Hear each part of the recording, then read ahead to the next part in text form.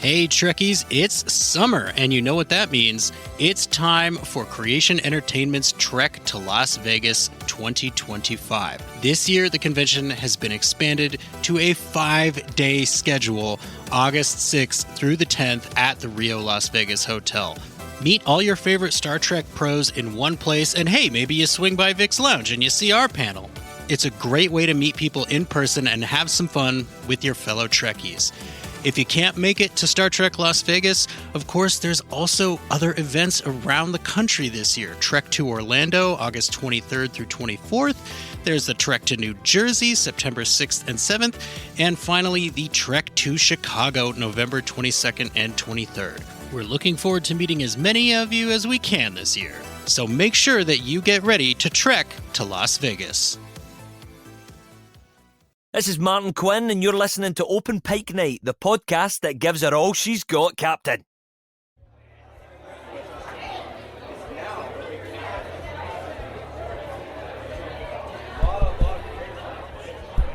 Is this thing on? Hello, hello.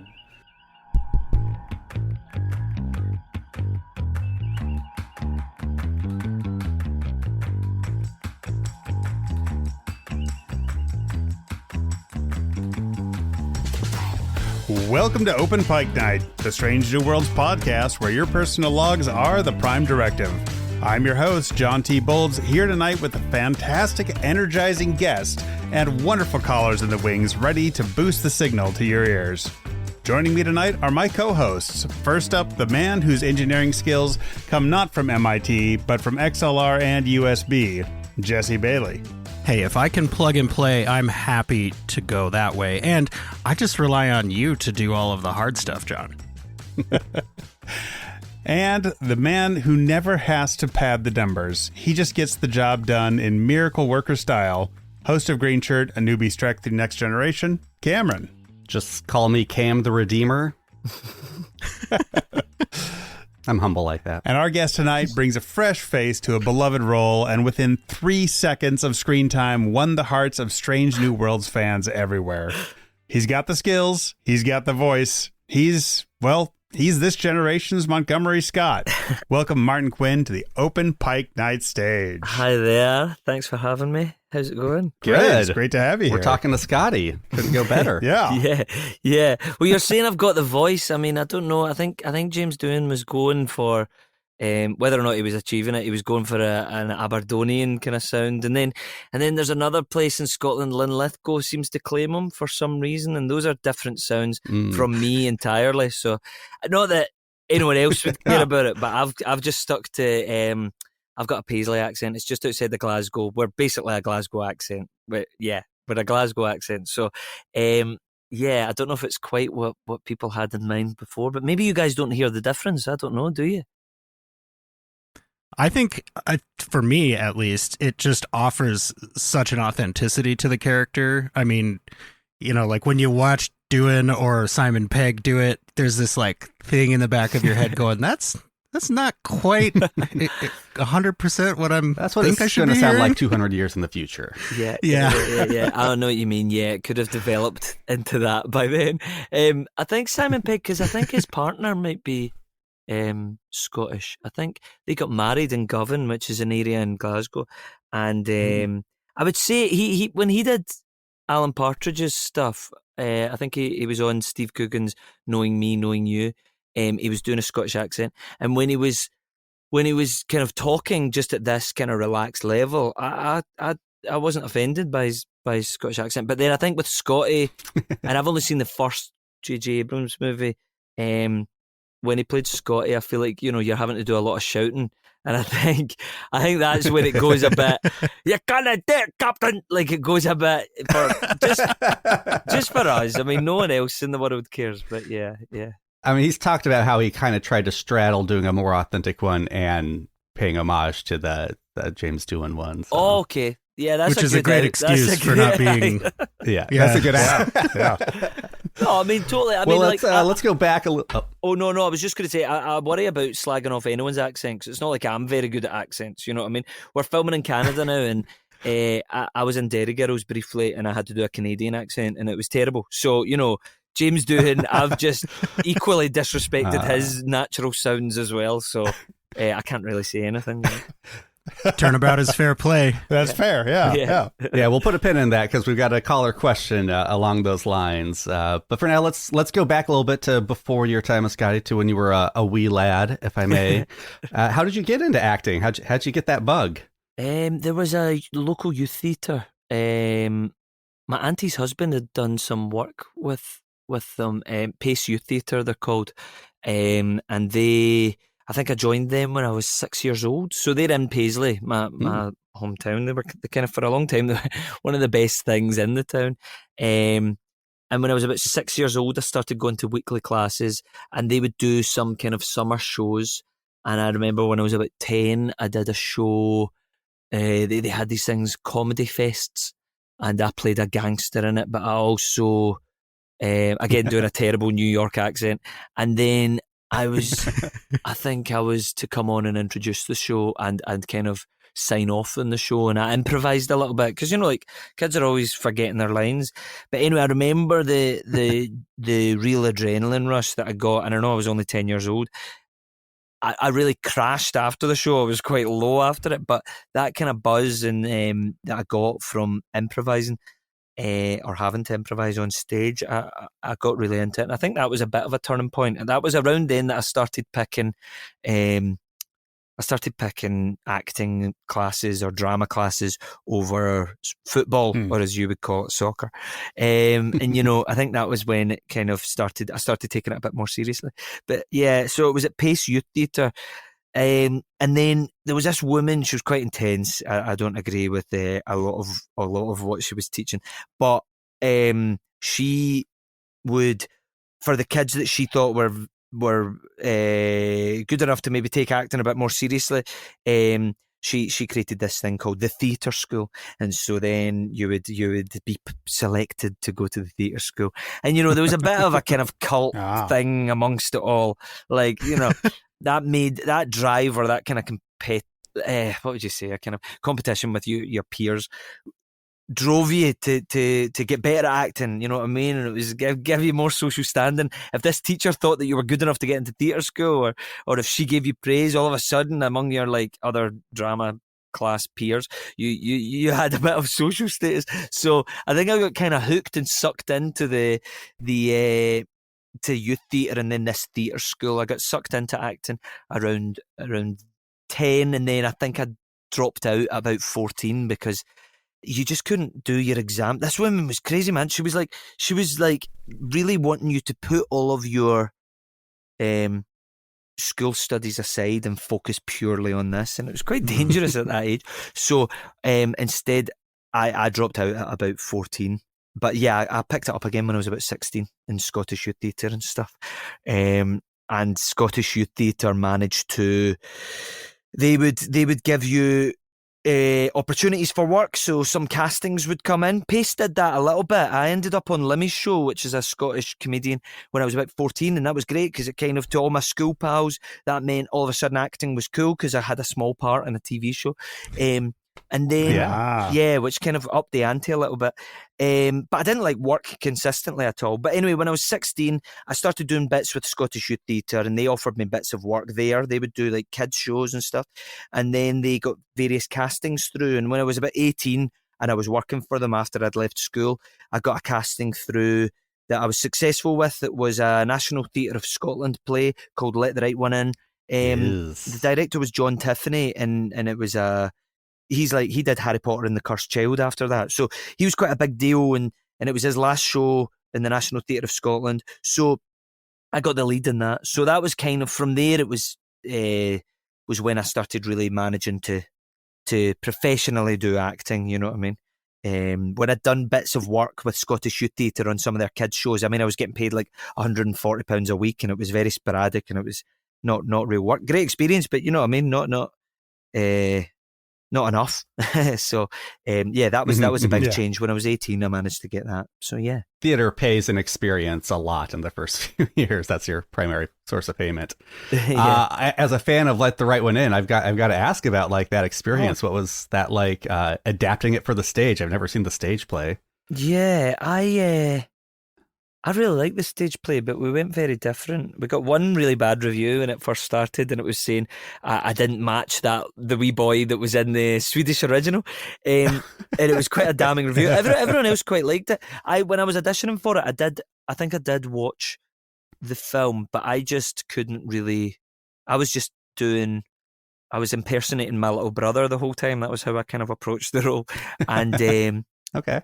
the play was, I mean, it was great. The director and the movement director, Stephen Hoggett, they knew that I hadn't done anything. So they were really kind and very nurturing to me and kind of giving me confidence. And I don't know, at that age, I don't know, I felt like my imagination, for all I kind of, I don't know, I kind of was talking about negatively about that really intense teacher at youth theatre. She did help kind of expand my imagination, and I feel like when I did that play when I was 18, my imagination was really vivid. I just remember being like, I don't know if I've ever managed to be as vivid with my imagination since. Like, I was really like into that part. I don't know, the writing was great, and I had this kind of rough idea of how to play everything, and I could see everything so clearly. And I didn't have to have drama school training in order to like really get into that role, you know what I mean? Then after that, I did go to drama school because I was auditioning for other plays, and like I say, I was auditioning for other work, and my imagination just wasn't being stimulated the same, and I wasn't able to I don't know, I wasn't able to kind of connect to the other roles as quickly or as easily. So whilst that play then went on to London, and whilst we were in London, I auditioned to some drama schools down there because I was like, oh my God, I am not managing to piece together a career. Do you know what I mean? I couldn't get that second job, so I was like, I better go to drama school and see if I can figure out ways to work when maybe you're not initially kind of stimulated by a piece of work. Do you know what I mean? Like, how do you still work in those circumstances? So yeah. Well, I think our caller question is asking about the next step in that career. Oh yeah. Yeah, here we go. Here's Engineer Mark. Hi, it's Engineer Mark here. Now, that title is the real deal, and one of the inspirations for my lengthy career there is Chief Engineer Scott of the Enterprise in the original series. Now, Martin, that is a mighty big role to fill. From the one episode we have on it, I do think you're doing the beginnings of that story in a very grand manner. That is what being that kind of engineer really is. And I'm very much looking forward to seeing more of you telling that story. Now, for a question, I see you have a career on the stage as well. Could you talk some on what you have found in moving from the stage to the screen? Any interesting stories along the way there? Thank you very much. Live long and prosper. Oh, that was really nice. That was very kind there. The worry is about size always with camera and right. So I went to drama school, kind of following on from what I said just before there, and we had this teacher, Patsy Rodenberg, and she was a kind of renowned voice teacher at the time. I got money to go to drama school off of Alan Rickman, and he was telling me, go to Guildhall. That was the drama school I went to. He was like, you need to go there because they've got this brilliant voice teacher. She's just left there actually now. And she was interesting. She came at it from different angles, and one of them was about being present, and she talked a lot about being present. And there was loads of things. She had these theories about second circle. Being second circle is real presence when you're really connecting with someone or whatever you're doing. First circle is you're two in your own head. Third circle is like you're just chest out, you're being too grand for the sake of, I don't know, everyone seeing you, you know what I mean? Second circle is the sweet spot when you're really connecting. And so she drove that into us, right? Now that is transferable from stage and screen. Second circle, that's all that matters, you know what I mean? Don't get too in your head. Don't be too big and bravado. It's second circle, just be present with what's in front of you. However, then though, she would teach us about being on voice so that, you're not talking off voice, but you're really breathing properly and you're on voice and you're able to fill the space that you're in. Well, I then became kind of, I became too focused on this on voice thing. It became my kind of, I knew that I was warmed up. I knew that I was ready to go if I was really on voice, you know what I mean? And if I was nervous, I would go really on voice. And when I first graduated from drama school, and not everyone else did this was my own mistake, but when I was auditioning for TV shows, when I was nervous, I would go back to my practice thing of being on voice and really loud in a TV edition. And the guy, I remember this guy, I got kind of close to a part in a BBC comedy, and I was really upset about it actually, because I kind of messed it up for a number of reasons. But in the kind of fourth round, I remember being so nervous.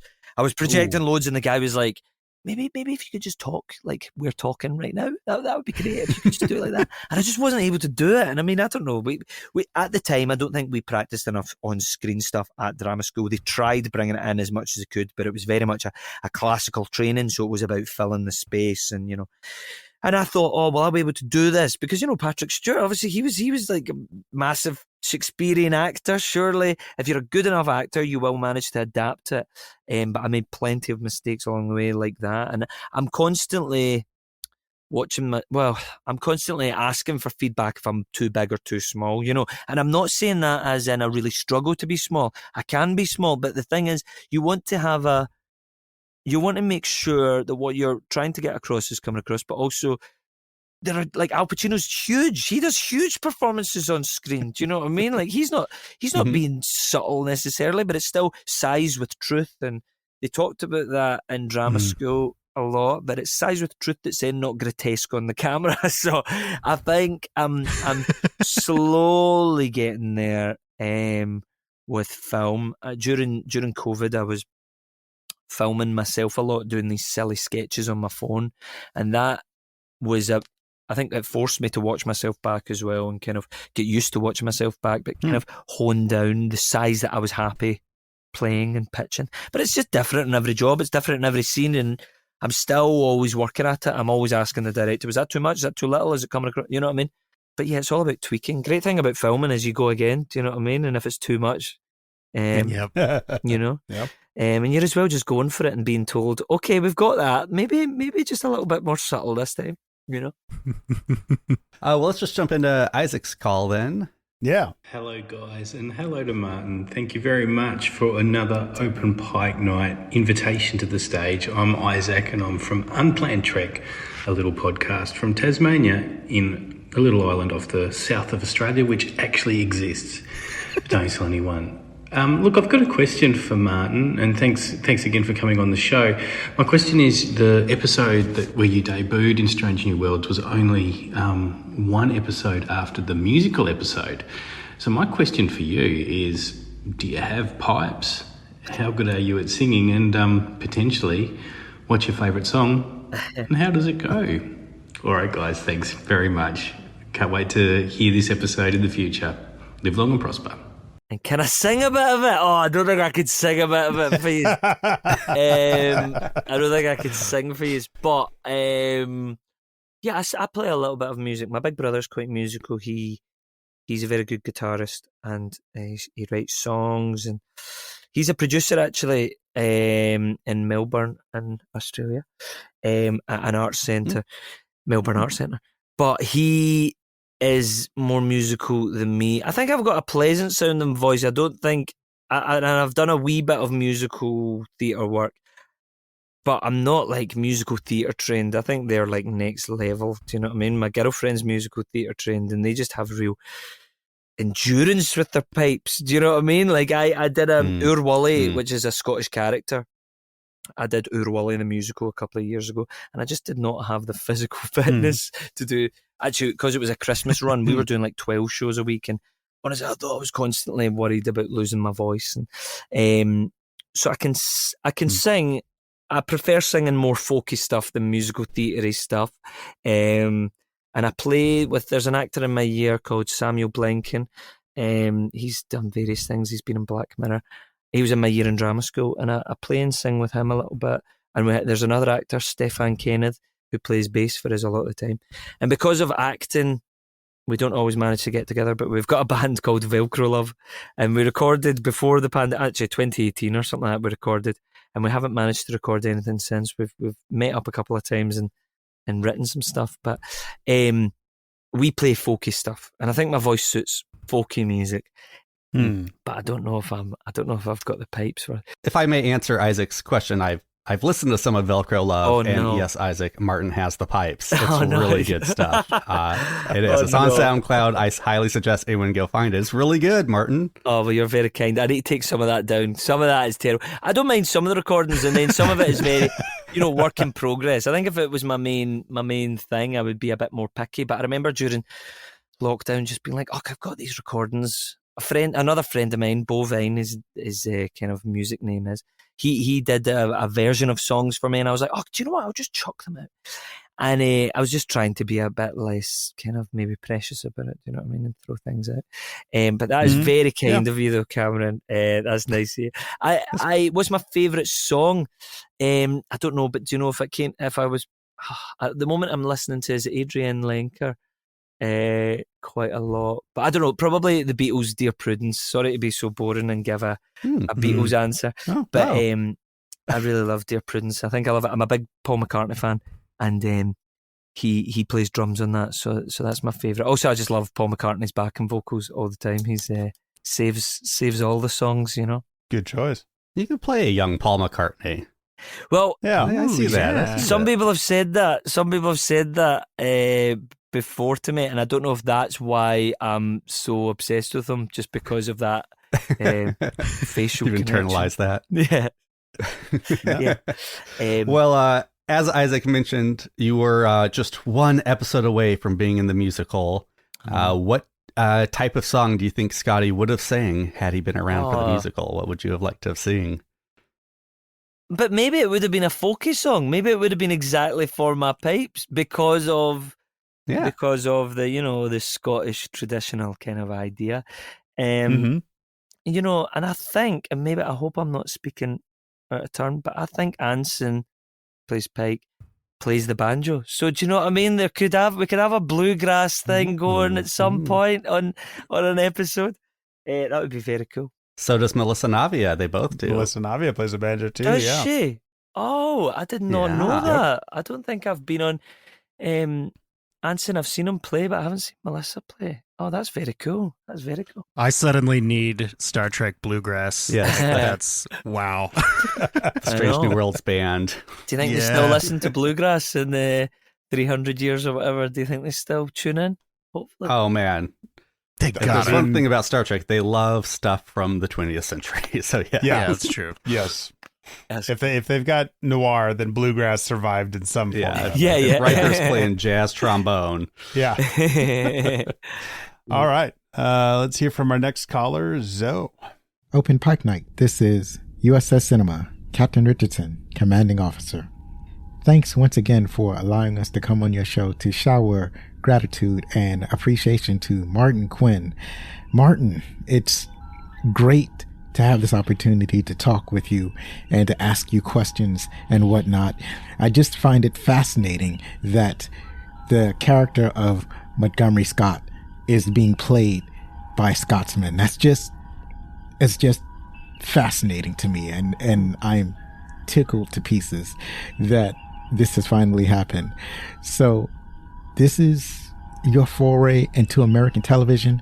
I hope that it doesn't beat you up too much, because we do things different over these parts across the pond. I just got one pressing question. My question is, who is Andrew Quinn, and how have they helped you in your endeavors in your acting career? I'm only asking about this Andrew Quinn because he wrote the biography, or is credited with writing your biography on IMDb. So inquiring minds want to know. That's the question I have for you.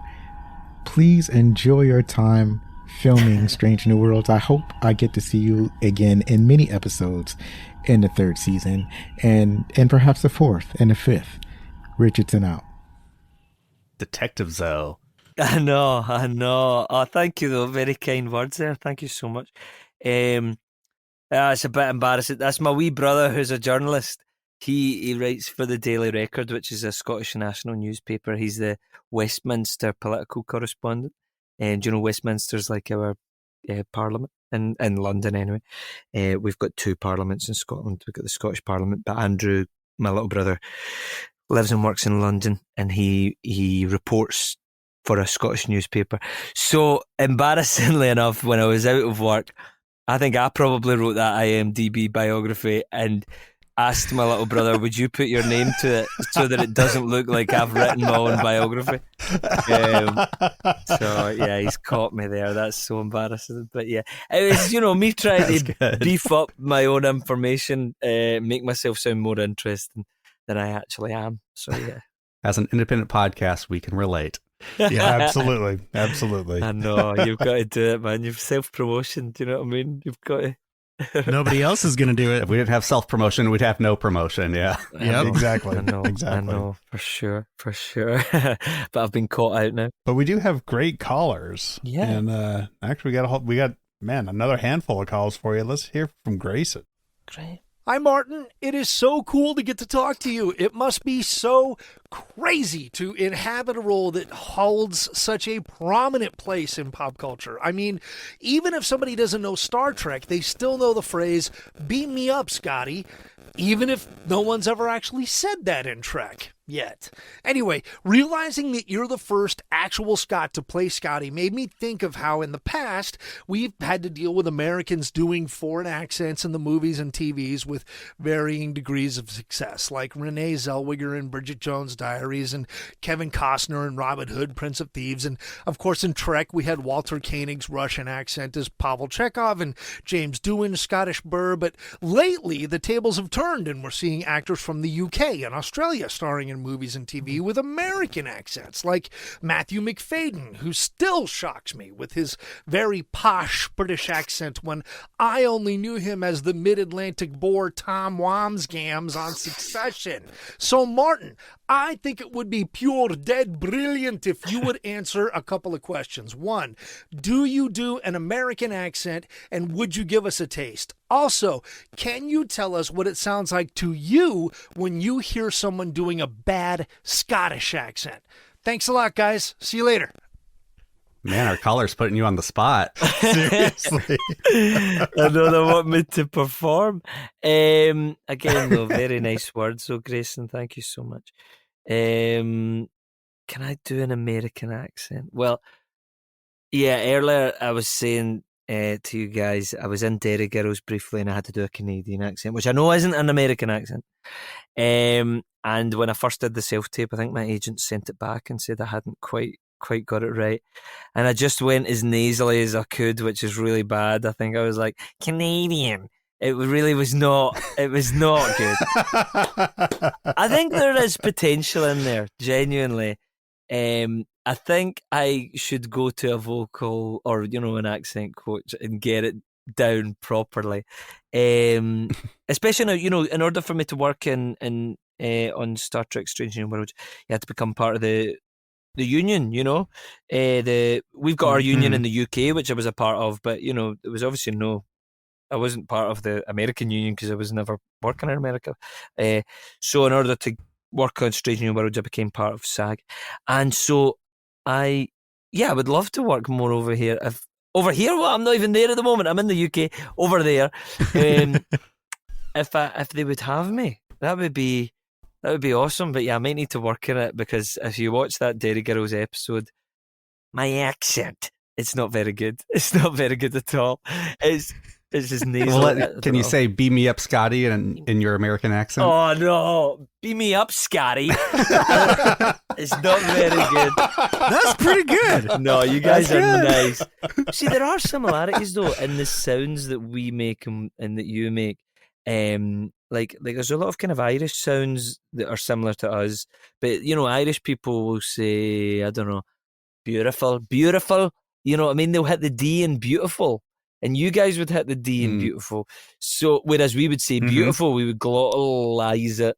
So, but yeah, the Belfast accent isn't very far away from the Glasgow accent. So, like, there are sounds that are, obviously, our sounds ended up morphing with your sounds, do you know what I mean, at some point. So, I don't think... I think I would love to work on it and get it a bit more believable so that I'm not bursting into a sweat every time I'm doing it. That would be good. Yeah, I'll work on it is basically my answer. What's a bad Scottish accent sound like to me? Yeah. I think because you guys know that we roll our R's sometimes. I think whenever people are doing the Scottish accent, they roll every R that they can find like that. Martin, that's how they would say my name, and straight away. Also, they'll say Glasgow instead, and they'll go as I'm doing a Scottish accent. I'm from Glasgow, and if you're from Glasgow, the slang on Glasgow would be Glasgow. So straight away when they say Glasgow, you're like, what are you talking about? Glasgow. So yeah, it's the over rolling of the R's that I think make it painful for us to listen to. Do you know what I mean? But that being I said, think too many of us grew up watching Groundskeeper Willie on The Simpsons, and we're like, that must be what it is. Yeah, exactly. Exactly. But James Doohan is consistent in the sounds that he's making. Like, I feel like you could tune in, you know what I mean, and you kind of get used to it. So does Groundskeeper Willie. Do you know what I mean? They're consistent in what they're doing, even if it's not really in canon with our voices. Do you know what I mean? Yeah. Let's talk a little bit about Trek in general. Did you have a relationship with Star Trek before you were cast in Strange New Worlds? Are you a Trekkie? No, I wasn't. I'm now getting really into it now, of course, because it's great and there's so much to it, and it's kind of never ending, and it's really cool how the callbacks are all working and everything within Strange New Worlds. But I wasn't originally a Trekkie, and it is connected to the accent thing. If you see someone doing your own accent and you don't quite buy it, then I felt... Now, there's loads of Scottish people who love Star Trek, though. I was more excited, and this shows the power of representation. Maybe I shouldn't say this, but Ewan McGregor being in Star Wars was so cool because it was a Scottish person from here. And remember, I was quite young when episode 1 came out. I think I was like 5 or something like that. So, I wasn't aware of all the criticisms of episode 1 that I'm now aware of. But because so you love Jar Jar Binks is what you're telling us. Yeah, basically, yes. But because Obi was from Scotland, that was just me. Someone from here in like an American movie, what? That's crazy. So it shows the power of representation, and it can either put you off or really get you good, But no, I'm now a Trek. I'm converted. I promise. We try to be mostly just performative with our rivalry with Star Wars here. Well, yeah, I wasn't sure. I kind of, I said it once before, and I was like, I don't know if I should say anything about Star Wars. And then the people that were asking the question were like, no, I love both, so it's fine. So I was just hoping that there wasn't any tension between the sci-fis. Have you auditioned for any Star Wars shows? No, I haven't actually. No, nothing like that.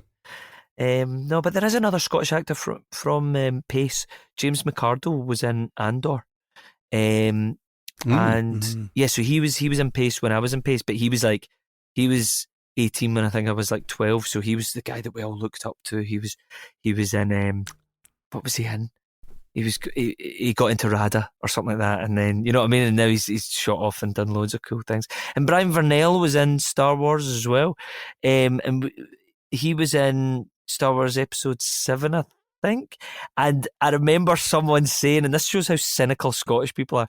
There's a Scottish comedian, Lemmy, and he says that he hates the fact that there was a Scottish guy in Star Wars. He says it completely took him out of it, and it just felt like he wasn't in a galaxy far, far away. All of a sudden, it was just someone down the road from him was on TV. It just totally ruined it for him. I think he was joking, but I found that very funny. And I think there is a bit of that kind of self-cynicism in it. When we hear, our voices aren't on screen a lot, and when they are, they're often cleaned up, and we're hitting our T's and D's really cleanly. And so whenever we hear our own accent on TV, I think we cringe. I think we're like, oh, what? That's what we sound like? That's so embarrassing, you know? So we're our own worst enemy, you know? So speaking of auditioning, we have heard that the process for Strange New Worlds is incredibly secretive. Was there some point during that process that you realized you were auditioning to be Scotty? I think in the callback, which was all done remotely, I think my agents told me who it was, but and then we had a pre-meeting before the meeting, and they were saying, okay, if you have guessed what it is, don't let on what it is, you know what I mean? I was to kind of play it cool, but they were very, and I think rightfully so, they didn't want us to know about it because they didn't want it to start affecting how we approach the character, you know what I mean? They were, I think Henry Alonso Myers has talked a lot about how these characters aren't who they are in the original series yet. So, you know what I mean? They've got that journey to go, so there's no point reaching for that quite yet. And you want to bring yourself to it, do you know what I mean? And not kind of hinder that too much. So that has been quite fun. I think it probably would have got in my head had I known when putting in the self-tape what it was that I was auditioning for. Yeah, definitely. I mean, he's so iconic, James Doohan, like the way that he plays it and everything. You would start almost impersonating. Yeah, I don't think it would have. Right. I don't think I would have given my best go, you know? We have a caller from a write-in from one of our previous guests and multiple caller. David Jones says, "Hey Martin, this is David Jones from Under the Cloak of War episode as a Federation Special Ops soldier. My question is, how did you feel the first time putting on that red uniform and getting to walk in the legendary footsteps of James Doohan and Simon Pegg? By the way, your performance was brilliant, and I can't wait to see more of you as Scotty." Oh, that's very nice of him. David Jones, I think that's David Bowie's actual name. He's called David Jones. Yes. Yes, it is. Yeah. It was very cool. I mean, I think I did. I don't really like taking selfies or pictures of myself, but I think I did send something to my family that day because it felt mad. It's mainly the Delta that makes you go like, oh my God, it's real. I think that was the moment that I was like, oh, right, wow. The thing is, hair and makeup do such a good job on you on that show. And I am terrible at looking after myself. So they cleaned me up so much that I was really like, oh, I feel great. Like, because of the way that I honestly never knew what to ask when going to the barber or the hairdresser until I did that job. And then after that job, I was 27 at the time, so that's quite embarrassing to only figure out what hairstyle you want at 27. I was showing that photo. I'm still working on it. Oh no, your hair's great. What are you talking about? You've got it down. But we got I got a photo from like the makeup chair of that job in order to then show, you know, how I want my hair to be forevermore. Not with the kind of pointy sideburns, however, but everything bar that I get. So no, I felt it was tricky about the suit is that there's no pockets, and yeah, it means that you've got. I was painfully aware of that the first time I put it on. I was like, oh shit, and also I don't have very good posture. So I'm slouched quite a lot, and you know there's something about the pads make you go, oh no, I better straighten up. So I was a wee bit self-conscious. I was like, what do I do with my hands? How am I going to stand?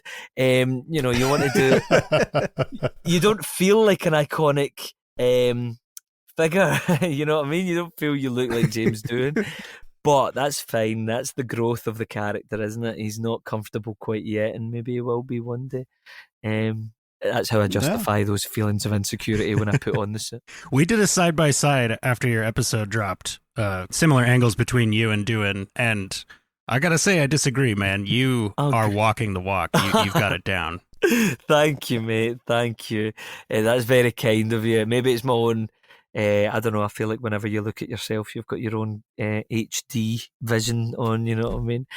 Also, in drama school, that was all I got criticised for was my terrible posture, so I'm afraid that's all I look at, you know what I mean? Plus, there's something about the kind of, the big shoulders in these suits make you feel like your wee scrawny arms look ridiculous. It's like, you know what I mean? If they've padded out the shoulders, you should at least be hitting the gym, but maybe one day. Maybe Scotty will have a six-pack one day. You know what I mean? Just not this season. Just like a workout montage of Scotty down in the engineering bay. Oh, man. Exactly. Yeah, how long did you have to keep the secret? And did you have any close calls as far as spilling the beans before that Hegemony Part 1 came out? Yeah, I think it was a year I had to wait, roughly. And I couldn't even, I couldn't even say like the code name because I feel like that had already been leaked, that people knew what that was. So instead I had to come up with my own code name. I think I came up with my own TV show. I was telling me, oh, it's this rubbish sci-fi that I'm doing. It's a rom-com. I said it was like a rom-com set in space. I was making up this whole thing because people were like, where were you? What were you doing in Toronto? I was like, oh, just some rom-com set in space called Justin and Jane. I don't know why. I was working with a guy called Justin at the time, and I was like, I'll just call it Justin and Jane. And I'm not Justin, though. I'm not a big part. I'm hardly in it. I'm in the background. And then people would stop asking questions because they weren't that interested in that. Whereas if you gave them any hint that it was Star Trek, then straight away they were like, what? So no, I couldn't.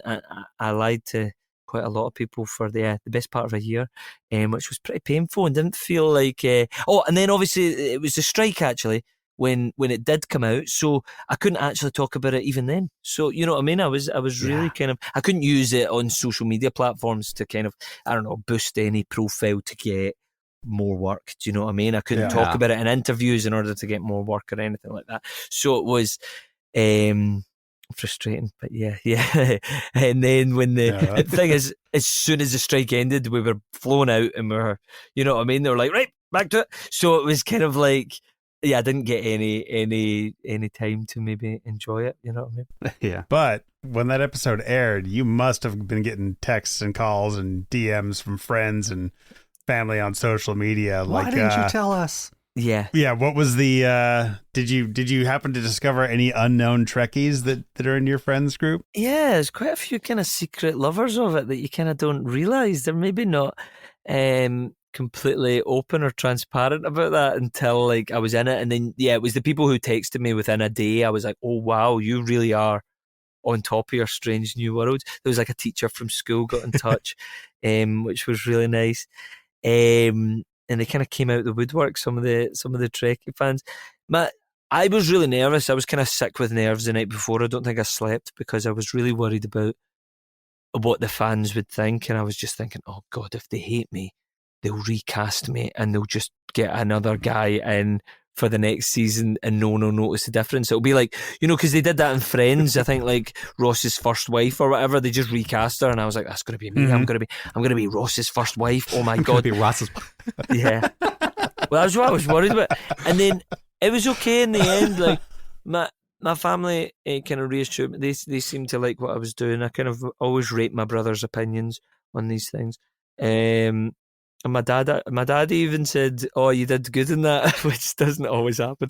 He usually says, not really my cup of tea, Martin, or like, a lot of the time he says, you know, I think with Let the Right One In, he said it was an insult to his intelligence. So, you know, this guy obviously thinks he's dead smart.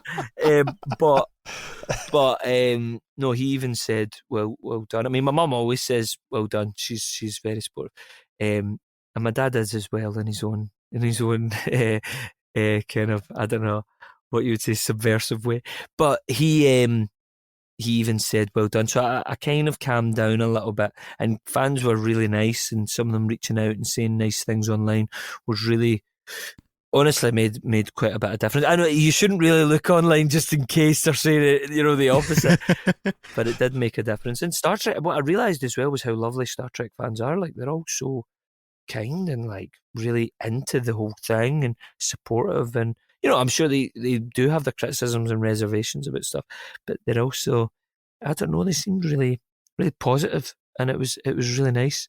Yeah, we've found through our experience on this show, most folks, if they're going to go to the effort to share their love of Star Trek, are going to keep positive, because it seems, I mean, the show itself, right, is about remembering your humanity and things like that, and it feels like that really filters down into the fandom. So, all right, well, let's move into some questions specifically about your episode from season 2, Hegemony. So, I just got to ask, what's the first thing that comes to mind when you think about filming your first episode? I mean, you're standing in front of the crew of the Enterprise. Like, what was that feeling like? Oh, it was so weird because I'd watched them all. I'd watched all the episodes before I came on the show. So then when you were acting, you were like, oh my God, am I acting just now? Or am I just like watching TV? Like, that's what it felt like. Like I was really worried that I had a glazed look, because I was just obviously just looking at Anson like, oh my God, that's Captain Pike. That's nuts. Also, because I'd started watching, like I say, I was really playing catch up with watching some of the original series and also watching Strange New Worlds, watching the relevant episodes of Discovery, that Pike and Spock appeared in. And so I was watching a lot of stuff, and I did nearly call Captain Pike Captain Kirk a few times because I was just like, I don't know, it just, it's got such a kind of ring to it, doesn't it? And he is such a like, I don't know what you guys think, but I just think he's such a captain. He's such a, I think Pike is just, he just exudes that on, when you're acting with him, you're like, oh, Captain Kirk, Pike, sorry. You become a bumbling mess because, he looks like he's got it all together. And that leads very nicely into our caller's question and how you prepared, yeah. Hi, Open Pike Night, and hi, Martin. This is Melanie from Germany. Martin, I want to tell you that you did a great job playing Scotty. I like your scenes with Pelia. The way the two of you met on the Enterprise was terrific. I loved the banter and the way you looked chastised. It reminded me of the discussions I had and still have with my teenage daughter. I enjoyed it a lot. I also hope we'll see much more of Scotty in the 3rd season. So, how does it feel to be the first real Scotsman to play our beloved Scotty? You do have some big shoes to fill. How did you prepare for the role, and do you use your own accent for Scotty? I can't distinguish between accents, but I'm still curious. Please tell us more about it.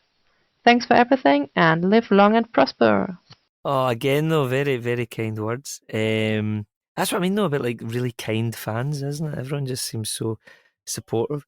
How does it feel to be the first actual Scotsman to play Scotty? Yeah, in a way, I'm really glad. The last two weren't Scottish at all. I'm so glad. I quite like being different, The thing is, people ask you, oh, you must be proud to be Scottish. And it's a weird thing, isn't it? Because it's you don't really think about being from where you're from. Being proud to be Scottish is you didn't do anything. You just were born somewhere. So, but I like being different.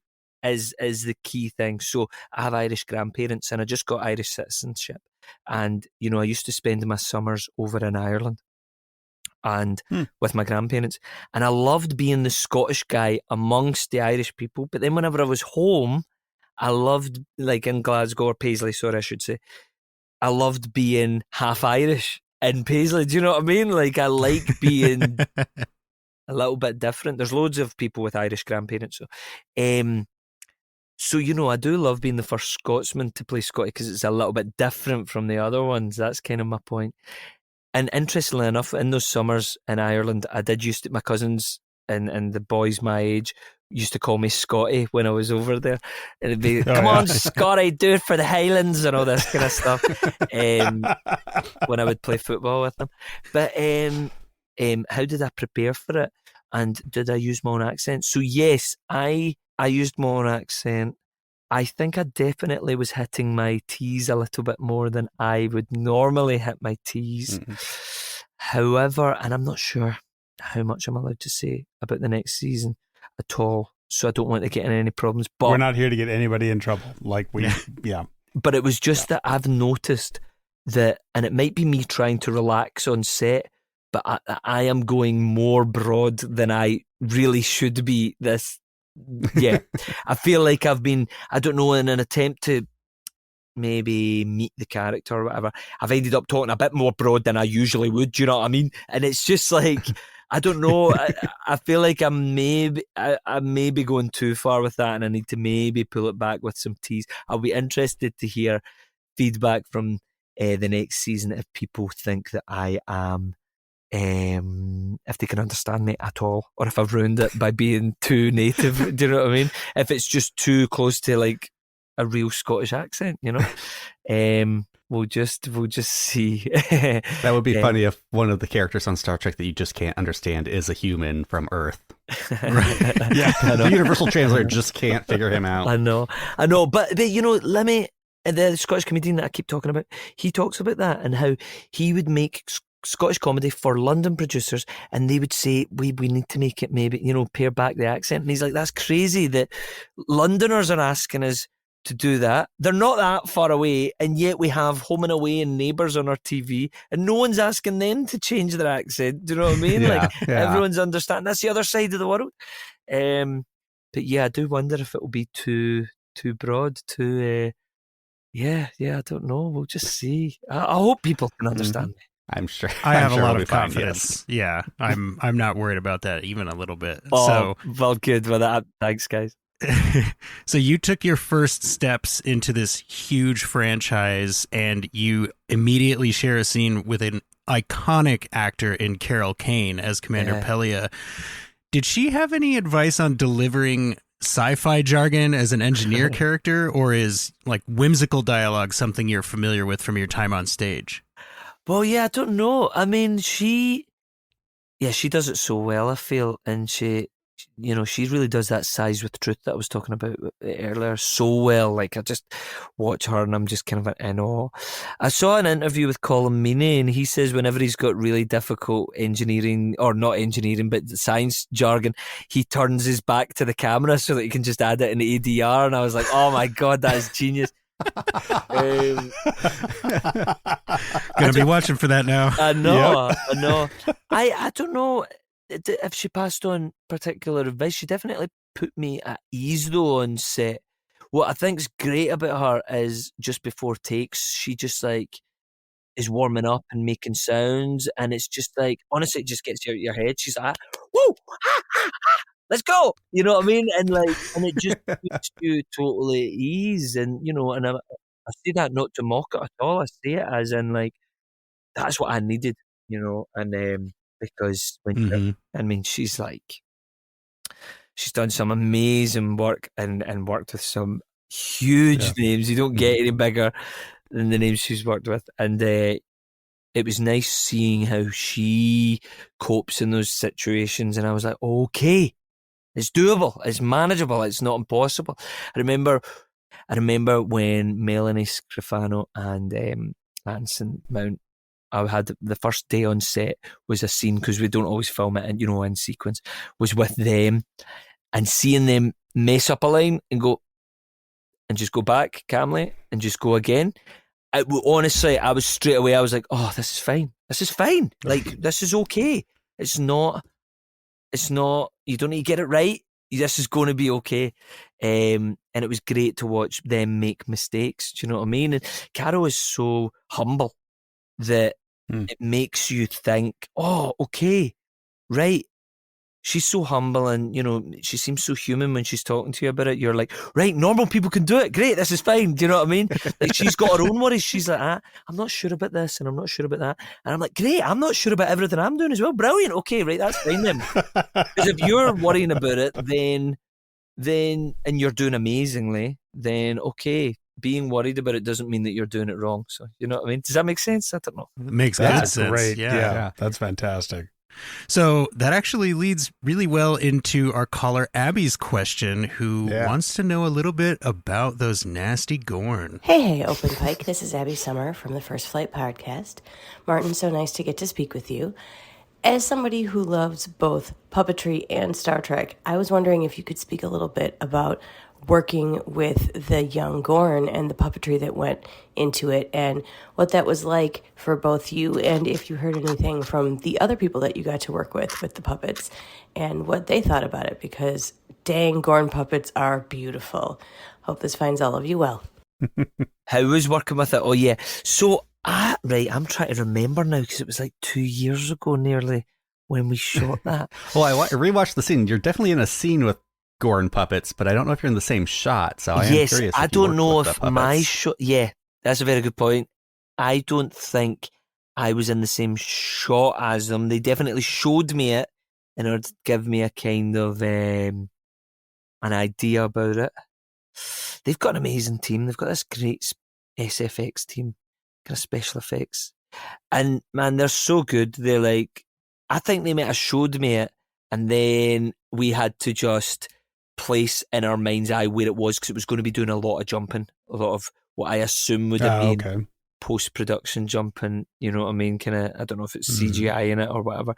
So that felt crazy, because I was jumping away from like I was just trying to be like I don't know, have a reflex to something that isn't there at all. But aye, that's what acting is half the time, isn't it?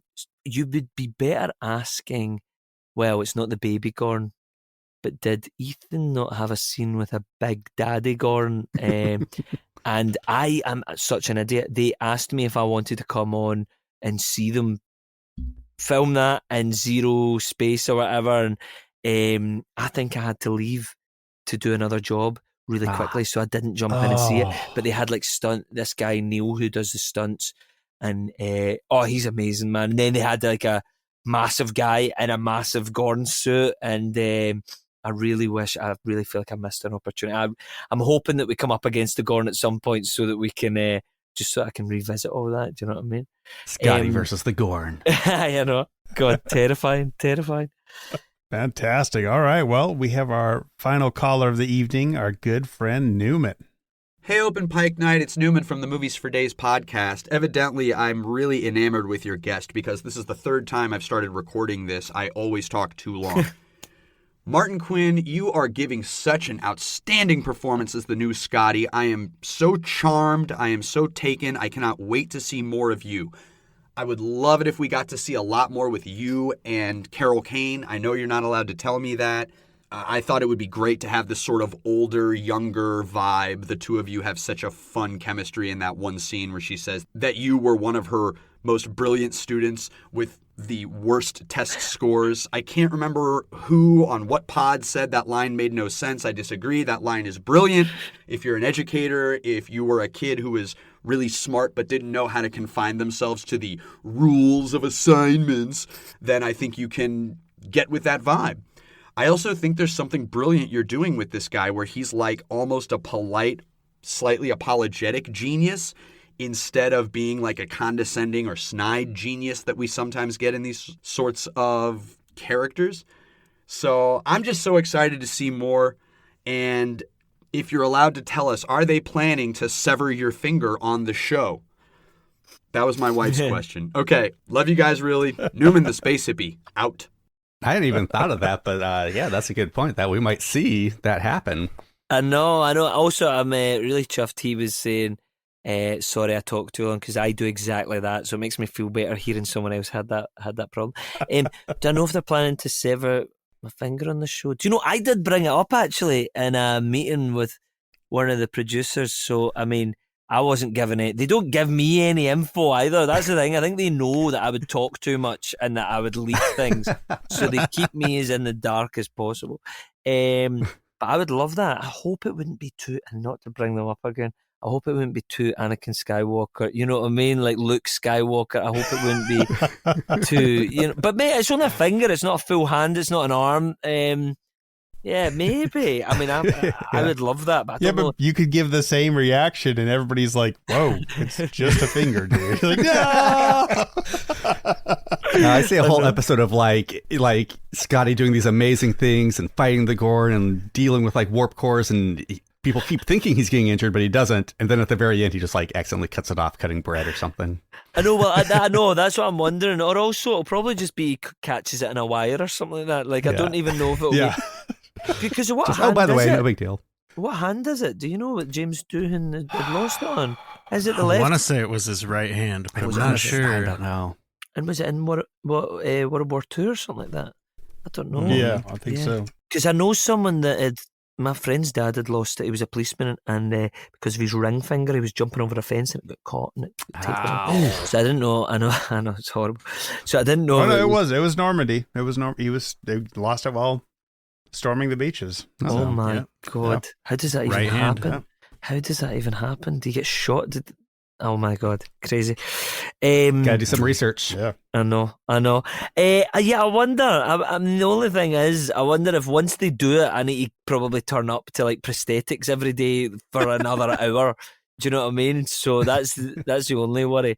But I am game for anything. Do you know what I mean? I'm also game to try and bring back the Scotty mustache at some point. Do you know what I mean? I know it was an older James Doohan did it. Young him that never had it. But I don't know. My girlfriend likes me with a mustache, so maybe I'll get that in there. You know. Talk to Dan Jeanot about how to how to get the mustache onto the set. Yeah, Sam Kirk. Oh, he looks so good in a tash, though. Do you know what I mean? He's got it down. He does. Oh yeah. I think he would look good no matter what facial hair you put on him. Do you know what I mean? It's Dan. He's what a god. He saved that Yeah. because they asked him to have one for the audition, and then For the pilot. when he came back, they were like, "Oh, you've still got it," and he was like, "Yeah, I thought that's what the character had." So we're really happy that stuck. We are definitely a pro facial hair podcast, absolutely. So Yeah, I would love that. I just have one last question from me. You did a really, really stellar job, as a lot of our callers have noticed, balancing Scotty's wit with focused determination and that humility. What's something that you feel that you are uniquely suited to bring to the character of Scotty? Oh God. That's maybe the hardest question that I could uniquely bring, other than in the authentic accent. I don't know, Gino. I don't know. I think the thing is, because he's not who he becomes, I think that an element of innocence to him. The thing is, I'm trying to make him as three-dimensional as possible. And, I remember him being referred to as a dour-faced Scot. That was when I was first reading up about it. And so I do want to bring a kind of ratty, grumpy side out at points. Do you know what I mean? Like, I think that's really important, that there's would you stop that? You know what I mean? Like something like, but also this innocent side to him where he's new to things and he's overwhelmed. And I know that sounds really vague, but I feel like I could bring those shades into him at different points. I mean, for God's sake, we're so three-dimensional, aren't we, ourselves? You know what I mean? You don't think of yourself as just one shade. So I'm hoping I get to explore both that, the kind of innocence, but also the grumpy side at different ways. I hope those don't sound too contradictory, though, when I'm saying them. But no. I would love to explore both of those. And then I think I could do them well, but also I think it would round them quite a bit. You know what I mean? Yeah. I love it. Yeah. We have complete faith in you. So, thank you. I really appreciate it. I really do. And honestly, you are so kind, and all of the callers there. It's really good of you, because it does mean a lot. You kind of, I've largely done a lot of theatre, bits of TV work, but it means a lot that the fans are pleased with these things, because it gives you confidence to keep trying things out and just and keep exploring. So. No, it means a lot. Thank you so much to all the callers and you guys. Thank you. And Martin Quinn, Open Pike Night is an open mic night themed podcast. Did you prepare a joke for us tonight? Oh, no. Did it? Well, no, I didn't, but I have one in my back pocket that you won't understand at all. You won't understand it. It's in a Scottish accent. It's my dad's favourite joke. And it is, did you hear about the lonely prisoner? He was in his cell. Now, you wouldn't understand that at all, but self in our accent is cell. You drop the F in it. So, did you hear about the lonely prisoner? He was in his self. He was in his cell, but also CELL. It's not quite as funny if you have to explain it.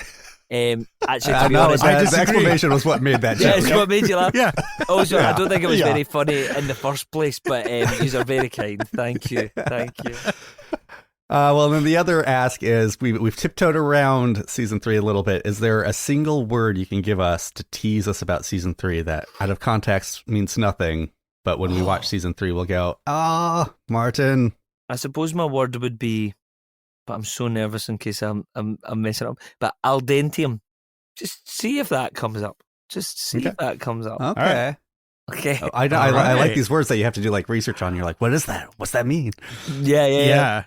Thank you so much, Martin. This has been a delight for us. This is going to be a great episode. Okay. We really appreciate your time. No worries at all. Thank you so much. And you can take any of the great and thank you so much. Sorry, I ramble like mad, so I probably was making zero sense, but I appreciate the time. No, it was a great chat. Thank you. Thank you once again to Martin Quinn for spending time with Open Pike Night and answering our callers' questions. That was, I got to say, thank you, callers. Those are great questions. And you threw him for a loop a couple times. Good work. Definitely one of our more physically animated guests.